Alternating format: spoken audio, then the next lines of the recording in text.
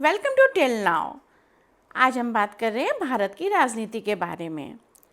राजनीति में रोज कोई ना कोई धमाका होता है, लेकिन इस बार राहुल गांधी ने जो एटम बम फोड़ा है उसने चुनाव आयोग यानी कि इलेक्शन कमीशन ऑफ इंडिया को सीधे निशाने पर ला खड़ा किया है। कहानी शुरू होती है कर्नाटक के विधानसभा क्षेत्र महादेवपुरा से।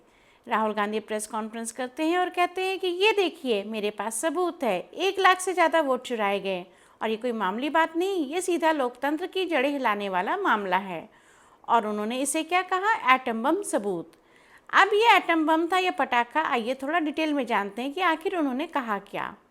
11,965 वोटर्स ऐसे थे जो डुप्लीकेट थे, यानी एक ही इंसान अलग अलग बूथ पर वोट डालने को तैयार। 40,009 लोगों के घर का पता कुछ ऐसा था, हाउस नंबर 0, और पिता का नाम DFOIGOIDF। भाई ये नाम है या कीबोर्ड में मछली नाच गई थी। एक ही घर में 80-80 वोटर्स, यानी कोई हॉस्टल नहीं, सीधा संसद भवन। और 70 साल से ऊपर के बुजुर्गों को फॉर्म 6 में नए वोटर की तरह दिखाया गया। और ये सब बस एक विधानसभा क्षेत्र में। अब सोचिए पूरे देश का क्या खेल हो सकता है।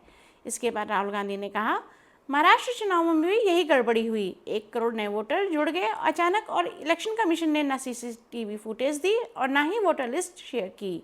तो भाई सवाल सीधा है, क्या ये लोकतंत्र है या लॉगिन ट्रिक? इलेक्शन कमीशन ने भी सीधा पलटवार किया, कहा कि भाई साहब, अगर सबूत है तो शपथ लेकर दस्तावेजों के साथ पेश करो, वरना ऐसे हवा में एटम बम मत फेंको।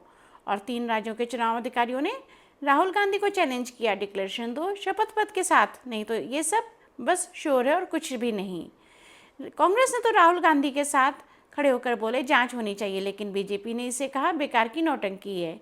एकनाथ शिंदे ने कहा, बिना आधार के आरोप लगाना कांग्रेस की पुरानी आदत है। और एक नेता ने तो व्यंग्य में कहा, राहुल गांधी का एटम बम दरअसल शिव काशी की फुलझड़ी निकला। तो अब बड़ा सवाल उठता है, क्या वाकई राहुल गांधी ने एक बहुत बड़ा मुद्दा उठाया है, या ये भी चुनावी शोर में खो जाने वाला एक और ड्रामा है?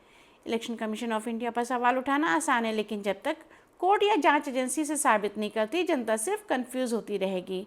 और हाँ, अगर ये सच है तो ये सिर्फ कांग्रेस का मामला नहीं, ये हर भारतीय का मुद्दा है। तो फ्रेंड्स, इस पूरे वोट चोर प्रकरण पर आपकी क्या राय है? राहुल गांधी सच्चे हैं या ओवर ड्रामेटिक? नीचे कमेंट करके हमें अपनी राय जरूर बताइएगा। Thank you for watching till now. Please like share subscribe for more genuine news.